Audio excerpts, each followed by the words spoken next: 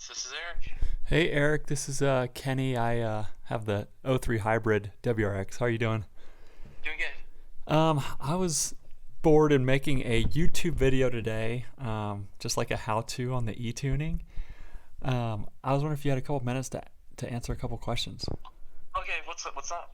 Well, I think it's probably questions that a lot of people will have, just because like I didn't even know e-tuning was a thing for until I found you. Um, Yeah. but So I guess my first question would be like, when do you recommend someone uses an e-tune, and then when do you recommend when they go to like a dyno tune? Honestly, it's hard to say. Yeah, like if you don't have a good tuner, go to get an e-tune. Like if you don't have somebody reputable near you, get an e-tune. Yeah, That's I think that would be the biggest thing, because whether it's an e-tune or a dyno tune, the tuner's skills are more important yeah, than what tool you're using to do it. Um, but at the same time, I said big horsepower cars, say above 500 and something horsepower, you probably want to do a dyno tune. gotcha. I've tuned cars, above that, but I think above that range is what you're is when it would probably be a good idea to have a dyno. Yeah, that makes sense. And also the first thing you said about just the accessibility. Yeah, Some people are yeah, willing to drive a really long way, but some people aren't. yeah. Well, also e-tuning is great for like people in the military that end up moving around a lot. So Mm, then you can have one person that's always working with your car. You know, so that's another thing that's real common, because like I have a lot of military customers, and like one year they're in Hawaii, and then the next, they're in California, and then they're in Florida, so they're always needing their car retuned for like the different fuel and the different conditions at each place, along with as they modify their car. yeah, that makes sense. Cool. I was curious, like, how do you work out a safe bass tune? Oh, it's just experience. Yeah. So you just Yeah, take the mod list and yeah, tune it. yeah. It's just the experience, because I tune about 2,000 cars per year. So it's just Wow. all that experience, going, we just use that for, building the maps. Because, certain parts, basically correspond to different tables in the ECU. Yeah. And then it's about how all that stuff works together. And you just, it's just your experience with those cars and stuff. Yeah. Well, I'll say my car is, I think we're on the fifth revision for my car. And it feels great. Like, so little turbo lag, and it's so nice to drive, just especially around town. I was curious, how many revisions does it usually take? Like, am I close at, my fifth or sixth revision, or Well, every car is going to be different. yeah.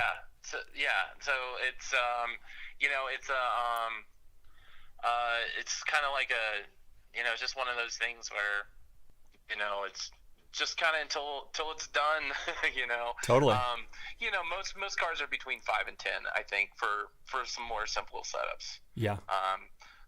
Some of the more complicated setups, then of course if you're doing flex fuel, you're tuning for both gas and E85 and Yeah. stuff like that, so it takes longer. But yeah, for me, generally that's the 5 to 10 is usually the range. Yeah. Cool. Awesome. I think that's really most of it. Do you have a favorite type of setup to tune? Um, yeah, not really. Yeah. It's always nicer to work with newer cars Yeah. because there's less problems. Totally. That's all I would say. Like, yeah, um, like on mine we had the boost controller issue yeah, where I like went. yeah, like the older a car is, the more variables of problems that can exist, and like when it's like, if someone brings you like a 2018 SDI, there's not going to be that much that could go wrong with it. So it's usually, if there's a problem, it's something's not installed correctly. Yeah.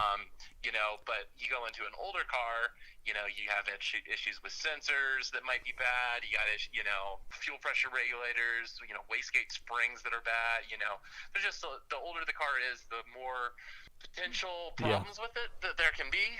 Yeah, that makes sense. And, with me, you just need a lot of experience with the cars to be able to diagnose those problems remotely. Yeah. Or point somebody in a direction where they can have either they can check things out themselves or have a mechanic check it out. But that's a big part of what I do. Yeah. On any given day, I'm going to have like 4 or 5 cars that have problems with them that need to be fixed before I can do it. Before it can really be tuned. Yeah, I saw you have a Colorado phone number on your website. That's where I am. Are you in Colorado? No.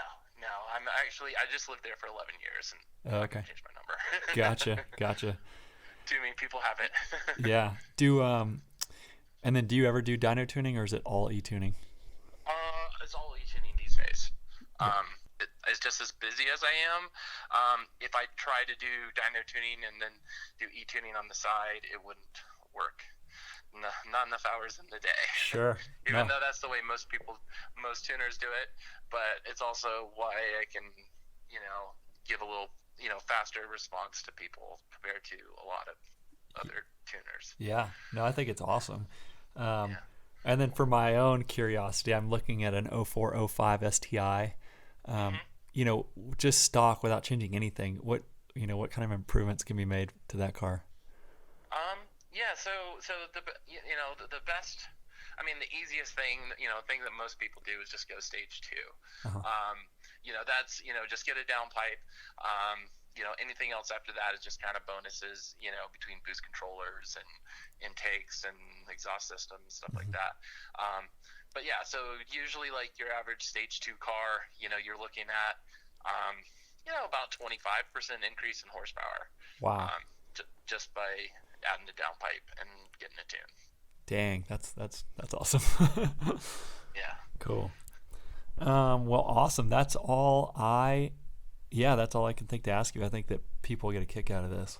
Yeah, no problem, man. You don't mind if I put this in a video, parts of it? No, I'm fine with that. Yeah. Sweet. Well, thank you. Hopefully I'll get a rip in my car so I can get the next map soon. Yeah. Awesome, Eric. Well, thank you. Oh, no problem at all. Yeah, have a good day. You too. All right, bye.